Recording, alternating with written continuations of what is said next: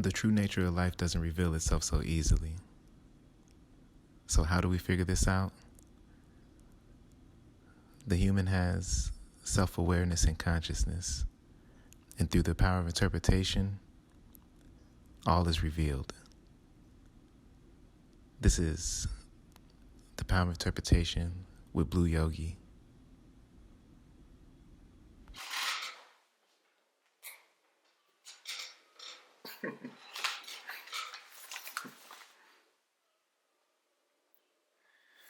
Okay, so in this episode, I wanted to break down what power of interpretation meant to me, just because this is going to be the foundation of the whole channel. If we are not on the same page of what it means, then what some of the stuff I talk about could be it could be taken in the wrong way. So basically, I just wanted to go over in this episode, what does power of interpretation mean to me?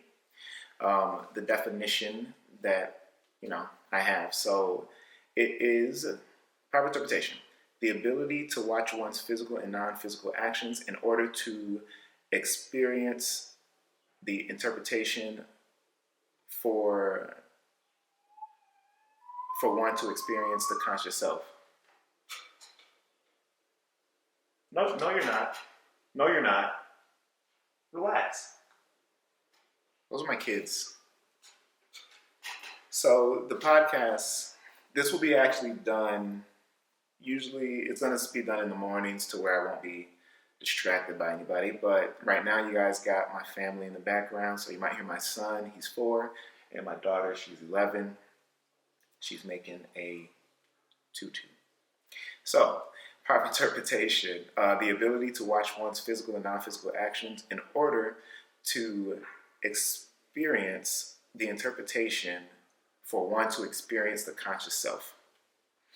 And I say that because no one is purposely picking the experience to experience their unconscious self. Because the power of interpretation, we could interpret stuff consciously and we can interpret stuff unconsciously. But I would like to say that power of interpretation to me is kind of equal to self-awareness. And maybe we don't know what self-awareness means because one person might say self-awareness is this and another person might say self-awareness is that. And I just want to actually read off a definition of what self-awareness is. This is on Google. And it is the conscious knowledge of one's own character, feelings, motives, and desires. Okay? And I also want to break down the Google definition of interpretation. The action of explaining the meaning of something. Okay? And let's do one more. That consciousness word. Because I have a lot of friends, I don't know about y'all, but I have a lot of friends who say, yeah, man, I'm conscious, because they need Blue Yogi and they just want to talk all this conscious nonsense. But what I'm trying to say is, who cares about like the definition of a lot of stuff? The one thing that matters is what you're experiencing. Even if somebody says, I love you, you're going to take it how you experience it. If somebody says, I hate you, you're going to take it how you experience it, no matter what the definition is. But so we're all on the same page, it's good, I believe, to have some type of definitions to this. So consciousness, the state of being awake and aware of one's surroundings. The second definition is the awareness or perception of something by a person. And there's a third one on here. The fact of awareness by the mind of itself and the world. So let's just take some of these definitions and just talk about it real quick. So the power of interpretation, that's why I just kind of combined the consciousness definition, interpretation definition, and self-awareness definition. And I created this channel so we can make it a conversation starter and view life from a power of interpretation way, which ultimately means a conscious way. Because if you And that's in conscious way does not mean I know I just wash my hands this way. Because you can say I'm consciously washing my hands, right? But what I'm trying to say is how you wash your hands, the reason you're washing it at that time, what is it doing to connect you to your true self, your true nature, so to speak. And people even have different definitions of that. Did I have one of those definitions? Let me just check. Um, so what I wrote right here, your true self or your spiritual self versus um, your materialistic personality self. And some people call that the ego self, the egoic self. And for me, I would like to even change that definition, but that's down the line. Let's just keep things simple right here. Power interpretation. Let's just stay focused. That's why I wrote stuff down, because I know I would go all over the place. So different religions have a different understanding of what your true self is. In Christianity, they say Christ-like consciousness, right? So that's one. Buddha awareness. Buddha is not the name of the person, but a Buddha is a title, just like Christ. Christ was not Jesus's last name. It was something else. But they call him the Christ, basically. Imad in Muslim religion is the same as Buddha and Christ. And then Atman in Hinduism, it's your true self. And for all my atheists out there, because if you're not part of a religion, you're either spiritual or you're a straight up atheist, right? So the atheist, I would say a definition for the true self is a non-selfish, compassionate person. A non-selfish, compassionate person, right?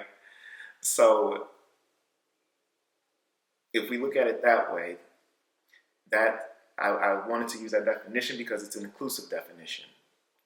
And the non-conscious self is more of something that is, non-inclusive, which that's when you say that person being materialistic, that person is being selfish, that person has pride, he has ego. So these are the two differences. So I wanted to talk about like a natural characteristic of someone who has achieved the power of interpretation, right? A natural characteristic of someone who has achieved it is seeing how this now moment will affect the future moment with a similar construct. Okay, there's a billionaire out there, his name is Ray Dalio. He has a book called Principles. I highly recommend it because if you can understand a principle now, I'm summarizing and paraphrasing, right? Ray Dalio's book. But if you can understand what principles got you to where you are, you can analyze those principles and do something different with a similar principle a similar situation that will come up later. You can use these principles to attack a similar situation. And I'll just give like an example. So I was in the military. I was an actor. So yeah, that's in the intro. If you haven't heard it, I think it's in the intro. Right? So I was in the military. I was in Afghanistan, and I'm a Sealy, and out there you can get like praised, or you can not be praised. Right? We get praised when people want like a chair or a building built or some concrete poured. So we get praised for that type of stuff. But as far as like who's important, like the special forces, we work with special forces, or I did at least a lot, and they had more praise just on a natural thing because it's like, oh, those are those guys, those are those guys. So, and I was in a leadership position, so a lot of my troops, so to speak, that I was in charge of or I had authority over at that moment. I don't like the word in charge of. I'm never in charge of anybody. But I had authority over in that moment, I saw that they were demotivated because they weren't praising all the hard work we were doing. And in Afghanistan, you can't come home. There's no breaks. Um, you're working 12 to 14 hours a day. Even in the weather that was out there, it was pretty hot. So, we were about, I want to say 4 or 5 months into a deployment, and this deployment was 7 months. Our lieutenant came in. We all gathered around in this room for training, and then one of our lieutenants from a very nice place had came in, and he told this story. He said, you guys, I know you guys think you're at the bottom of the barrel, so to speak. I'm paraphrasing again, right? So I know you guys feel like you're at the bottom of the barrel. And with that being said, I know your energy could be down. You're not seeing your family, and it's important that we just know something. And all of us, we like perked up a little bit. And then he said, "Yeah, I know the SEALs, like the Army Rangers, and I think that the Air Force Special Force. I can't think right now. Um, the berets, Green Beret, all. So he was like, yeah, they're out there doing their work, and they're getting praised by everybody, but I think you guys are more important than them. I think you guys have the same value as them." And I was sitting there like, I can't wait to see where he's going with this because I'm curious. And then he said something super interesting. He said, those guys wouldn't be able to do what they're doing if you didn't build them a galley. Those guys wouldn't be able to do what they're doing if you didn't build them their rooms. They're called B huts in Afghanistan. They're like buildings. They wouldn't be doing what they're doing if you guys didn't build their B huts. If they didn't have chairs, they would not be happy. We bring comfortability to the whole base. We bring a sense of I'm still at home to the whole base because it wasn't just sand. It was buildings that we could make feel like home, and that really connected with me. And from that moment on, I just made sure that I had that interpretation not only in myself but all of the troops I had authority over, because to me it was very motivating to hear that, because I feel like he was right. I feel like they definitely would not be happy if we weren't out there. And they know how to, use weapons and stuff, but not all of them knew how to build stuff and make stuff happen in that way. So my interpretation had changed from that moment on, and I was able to use that interpretation to keep the other troops motivated and to unite our little groups whenever we had, they call them FOBs, which is a forward operating base. So we go from a big group to a small group. And when we get in that small group, it's not always, we're not always happy because we're away from the main camp that has like cool stuff. So I wanted to just give a definition of power of interpretation. And I want to ask everybody listening to this right now, how have you used your power of interpretation to help you, or have you noticed that your interpretation has harmed you? There's one thing that I wrote down here, and it's take control of your life by becoming in tune with your thoughts, emotions, and actions. Out of control emotions don't need to control you. And I really believe in that. Even though there's emotions happening in this body, so now I'm going to start talking from my actor language. There's emotioning happening all the time. As an actor, I have to use the understanding of my emotions to become a character, because acting is not lying, no matter what you guys say out there. It is not lying, it's being. It's allowing that person who just lost a father, if I'm playing a character, I don't want to feel all that pain in the actual way. But if I don't feel that pain in the actual way, then I will be performing bad acting. So you have to become uh, separate from that emotion. Otherwise, it can take over you, and you believe that you are that.